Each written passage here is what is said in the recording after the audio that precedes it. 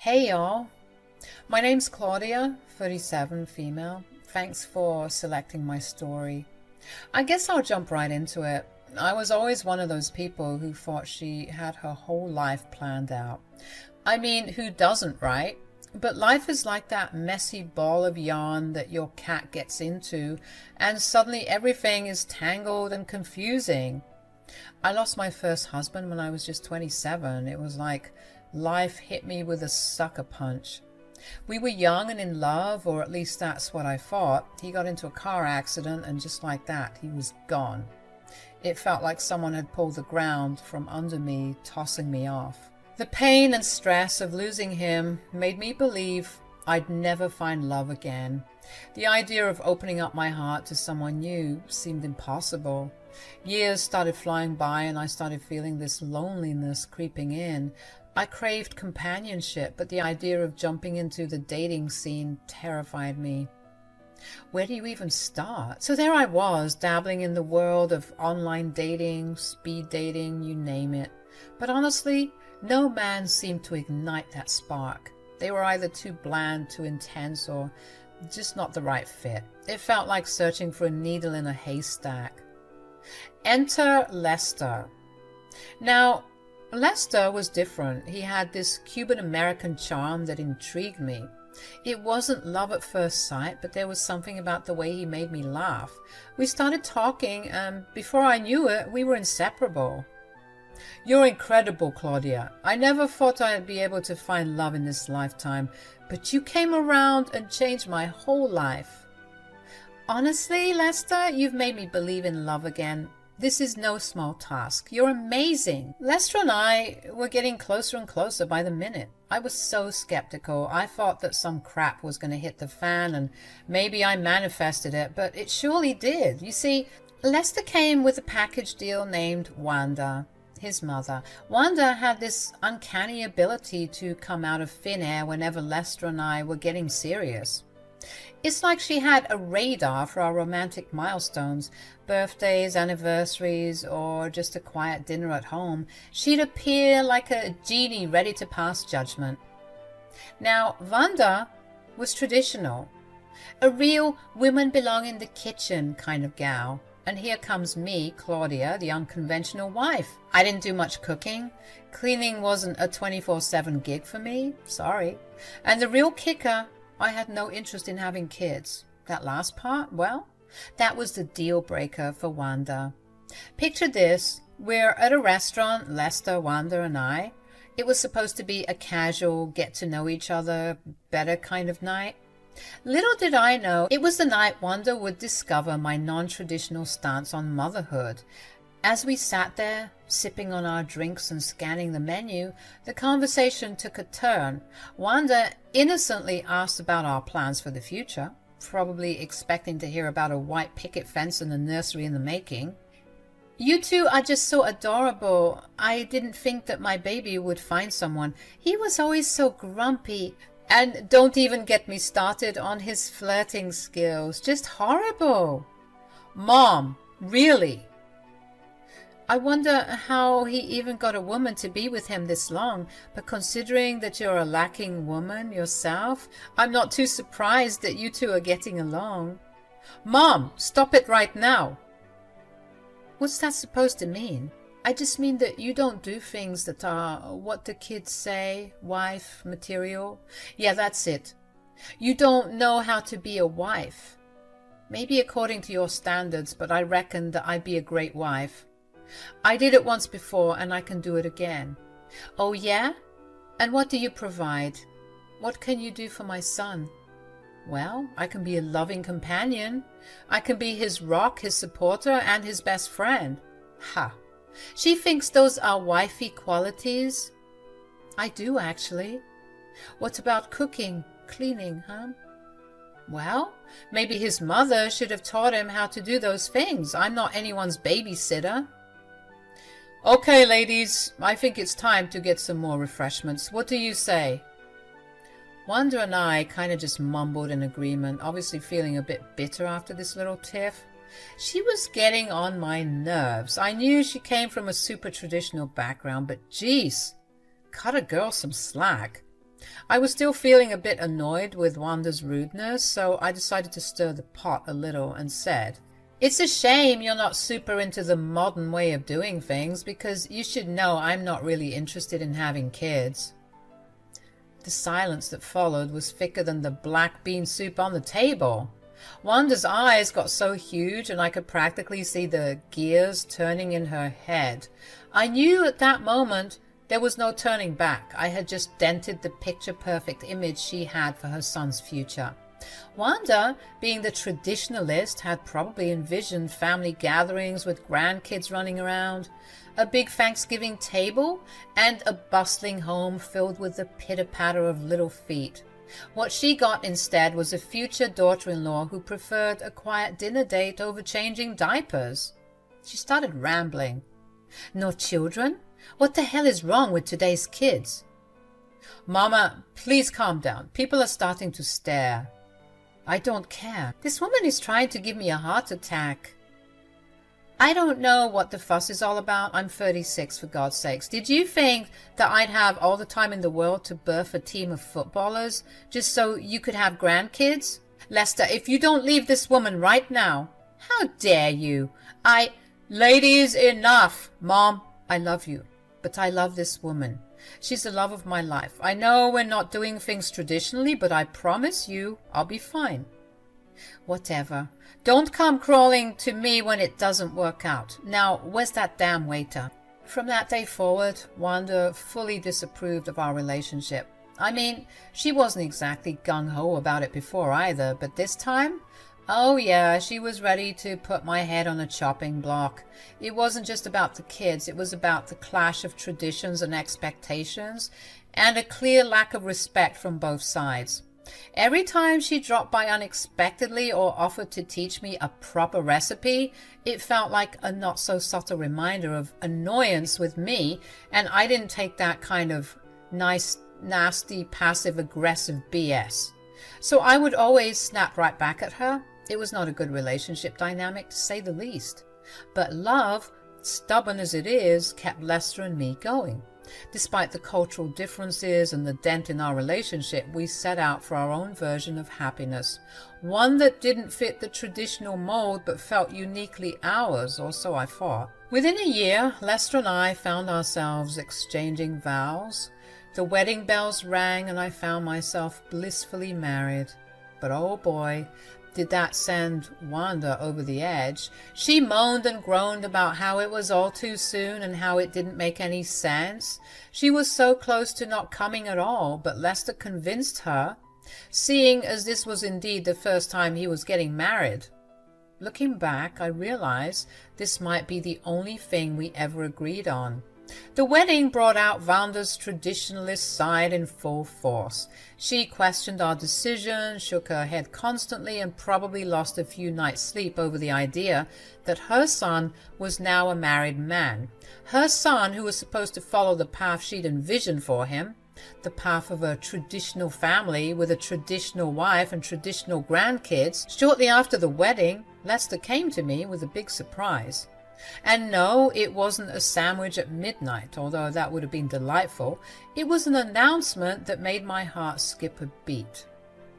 Imagine my surprise when Lester came up to me and said, "My mom is going to move in with us." He didn't even ask me. That was a huge red flag, but of course I didn't see it till it was too late. I couldn't wrap my head around it. Wanda wasn't frail or in need of constant care. She was vibrant and independent, maybe too much even. So why on earth did she need to live with us? It was like my cozy little life was being invaded by a hurricane named Wanda. Despite the weirdness of the situation, I agreed. Love makes you do strange things, right? So Wanda moved in, bringing her spicy cooking and a constant stream of advice. I thought I was signing up for a lifetime partnership with Lester, not a mother-in-law who'd give me tips on how to keep her son happy. It was a nightmare. I felt so anxious in my own home. Wanda's presence was scary and annoying.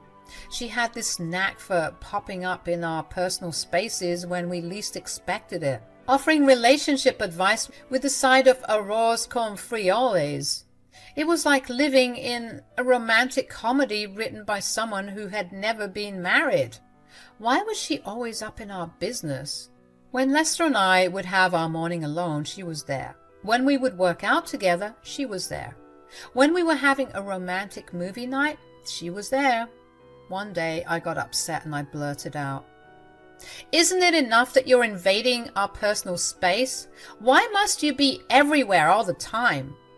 Wanda and Lester were shocked that that came out of my mouth. Honestly, I was shocked too. And then Wanda said something even more shocking. "If you have a problem with it, then you should talk to Lester because he was the one who wanted me here." I was utterly shocked when I found out the truth. I turned to Lester, giving him that look that said, "Is that true?" The poor guy seemed too embarrassed to offer any defense. Well, I got my confirmation. You see, these past couple of months, he had me believing that it was his mother who wanted to be there. How she practically begged him to move in with us. But his lack of response told me everything I needed to know. Without saying anything, I stormed upstairs, slammed the bedroom door shut, and locked it behind me. He was gonna sleep on the couch that night, and I didn't care about his bad back. The next morning, the house was filled with awkwardness. I didn't like Wanda. Wanda didn't like me, and I didn't like Lester at that moment. It felt like some stupid high school game. As the days turned into weeks, I found myself questioning why I did this to myself. I started reconsidering everything, thinking that I jumped into this way too fast. The spark that was once there was now flickering, replaced by feelings of resentment and disappointment. A month crawled by, and there I was, engrossed in my work in the home office, when I heard some commotion outside. I thought that Wanda was just moving things around again, but I couldn't be more wrong.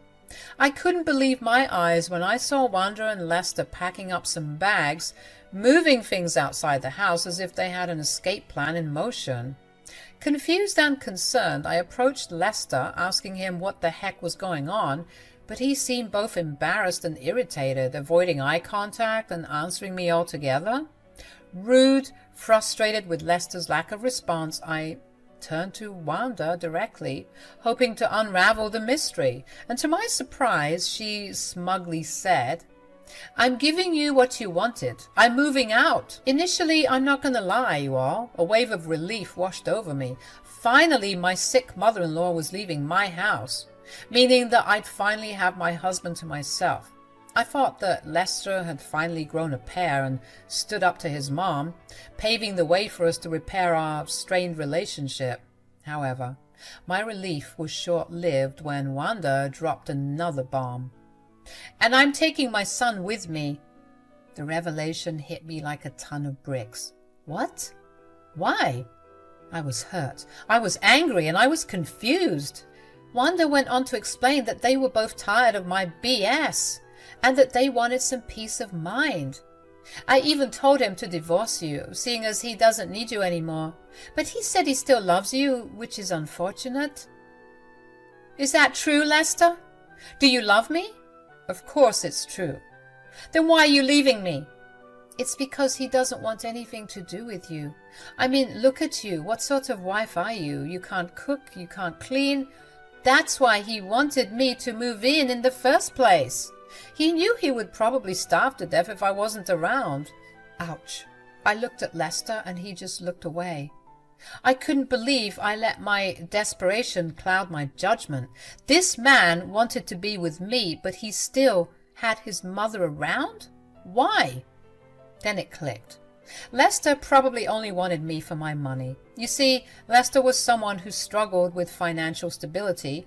He could never hold a proper job down for long periods of time, and he never had enough money to pay for rent and bills.